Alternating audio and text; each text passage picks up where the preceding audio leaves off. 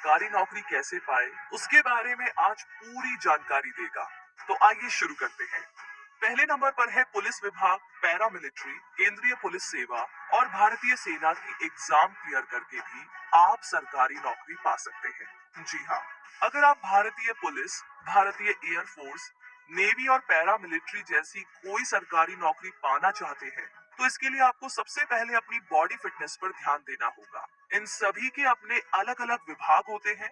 उन विभागों के हिसाब से ही इनके विभिन्न पदों पर भर्तियां निकलती है। तो इसके लिए आप अप्लाई कर सकते हैं और ये भर्तियां 8वीं से लेकर के ग्रेजुएशन तक के स्टूडेंट्स के लिए होती है। दूसरे नंबर पर है एनडीए का एग्जाम क्लियर करके भी आप सरकारी नौकरी पा सकते हैं और आर्मी ऑफिसर बन सकते हैं।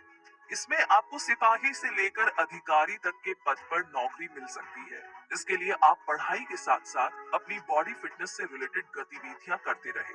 और इन सभी के साथ साथ आपको मोबाइल, रेडियो, टीवी, इंटरनेट, अखबार, इन सभी के साथ जुड़े रहना भी जरूरी है, क्योंकि कई बार कुछ ऐसी चीजें दिखाई या सुनाई जाती है जो आपके लिए काफी ज्यादा इम्पोर्टेंट होती है।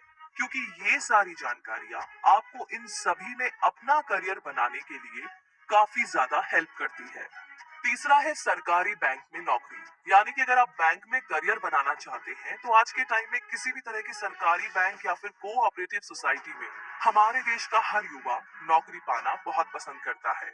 तो इसके लिए आपको आईबीपीएस यानी कि Indian institute of banking and personal selection द्वारा आयोजित CWE यानी कि कॉमन रिटन एग्जाम देना होता है।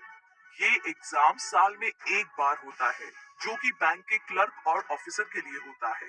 तो आप ट्राई कर सकते हैं।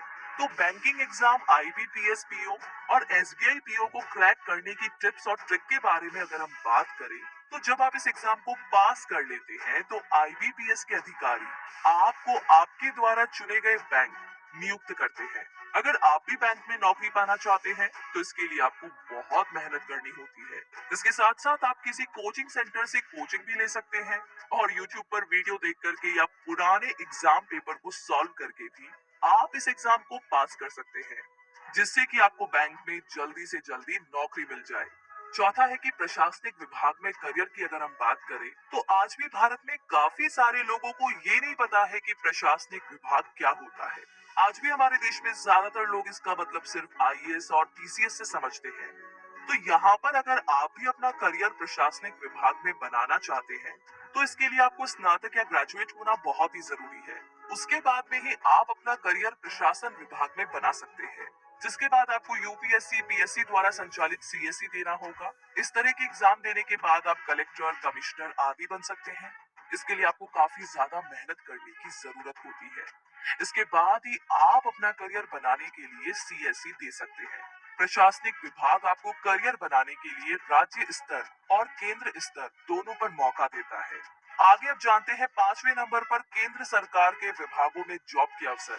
अगर आप राज्य स्तर पर काम नहीं करना चाहते और आप केंद्र सरकार में अपना करियर बनाना चाहते हैं, तो आप विभिन्न प्रकार के पदों पर नौकरी के लिए अप्लाई कर सकते हैं। इसके लिए एसएससी विभाग के द्वारा बहुत सारे पदों पर पोस्ट की जाती है, जैसे कि सीजीएल, सीएचएसएल, जेई, सीएपीएफ आदि। इन सभी के लिए आपको अलग अलग तरह के एग्जाम देने होते हैं और अगर आप फोन एग्जाम को पास कर लेते हैं तो उसके बाद आपको commercial tax officer, food inspector, income tax officer जैसे बड़े पदों के लिए चुना जाता है। लेकिन इस एग्जाम को पास करने के लिए आपको काफी ज्यादा मेहनत करनी पड़ती है और अगर आप भी इनमें अपना करियर बनाना चाहते हैं तो इसके लिए आप किसी कोचिंग सेंटर से कोचिंग ले सकते हैं या फिर किसी वेबसाइट से ऑनलाइन तैयारी भी कर सकते हैं। और इसके लिए आपको न्यूज़पेपर, रेडियो, टीवी, इंटरनेट से जुड़े रहना काफी ज्यादा जरूरी है। आगे छठे नंबर पर है राज्य सरकार के विभागों में जॉब के अवसर। अगर आप राज्य स्तर पर नौकरी करना चाहते हैं तो इसके लिए यूपीएससी विभाग समय समय पर विभिन्न पदों की भर्तियां निकालता है, जैसे कि लिपिक, कनिष्ठ लिपिक, लेखपाल, पटवारी, अमीन आशु लिपिक आदि। तो ये सभी यूपीएससी के द्वारा करवाए जाते हैं और अगर आप भी एग्जाम पास कर लेते हैं तो आपको इन सभी पदों पर नियुक्त किया जाता है। इन सारी जानकारियों के लिए विभाग से जुड़ी वेबसाइट पर आप जा सकते हैं, सारी जानकारियां ले सकते हैं और जब भी फॉर्म निकले तो आप इन फॉर्म्स को अप्लाई कर सकते हैं। आगे 7वें नंबर पर है भारतीय रेलवे में करियर। जी हाँ, अगर आप रेलवे विभाग में नौकरी करना चाहते हैं तो इसके लिए रेलवे विभाग समय समय पर बहुत सारे पदों पर नियुक्ति करता रहता है। इसके लिए रेलवे विभाग अलग-अलग एग्जाम करवाता है, जिसके बाद अगर आप एग्जाम को पास कर लेते हैं, तो आपको रेलवे विभाग अलग-अलग पदों पर नियुक्त करता है। इसके लिए आप रेलवे विभाग से जुड़ी वेबसाइट से जानकारी ले सकते हैं और इस एग्जाम को पास करने के लिए आप रेलवे विभाग से जुड़ी किताबें पढ़ने या पुराने एग्जाम पेपर पढ़ सकते हैं। इस तरह के बहुत से विभाग हैं जो कि टाइम टाइम पर बहुत सी भर्तियां निकालते रहते हैं और आपको उन भर्तियों के फॉर्म अप्लाई करते रहना चाहिए और उन भर्तियों से संबंधित विज्ञापन, जानकारी, इंटरनेट, टीवी, रेडियो, न्यूज़पेपर, इन सभी में आप पढ़ते रहे ताकि आपको एग्जाम में उन सभी जानकारियों की सहायता मिले। तो इस तरीके के एग्जाम की तैयारी करने के लिए आप अपना एक समय बना करके टाइम के अकॉर्डिंग पढ़ाई करें और पुराने एग्जाम पेपर्स को देखते रहे या किसी ऐसे आदमी से एग्जाम के बारे में आप जानकारी ले जिसने पहले ये एग्जाम पास किया है और आप अपनी ये सारी तैयारी शांत माहौल में करें जहां पर शोर शराबा ना हो। इसके लिए आप किसी कोचिंग सेंटर से कोचिंग भी ले सकते हैं और जो भी आपको पढ़ाया जाता है उसे आप बार बार लिख करके देखें और आप जिस किसी विषय में कमजोर है उसको ज्यादा टाइम दें और सारे सब्जेक्ट को आप एक पैटर्न बनाकर पढ़ें।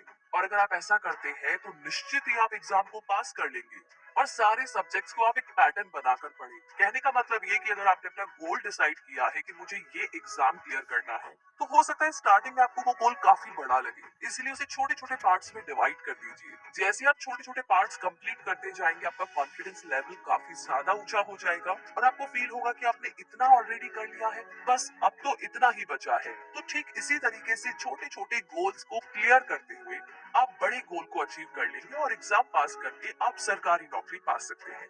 और वैसे भी हमारी शुभकामनाएं हमेशा आपके साथ है। ये वीडियो आपको कैसा लगा हमें कमेंट बॉक्स में लिख करके जरूर बताइए। साथ ही आगे किस टॉपिक पर आप वीडियो देखना चाहते हैं हमें वो भी बताइए। तो आगे भी ऐसी जानकारियों के लिए हमारे चैनल को सब्सक्राइब करके बेल आइकन को प्रेस करना बिल्कुल ना भूलें। धन्यवाद।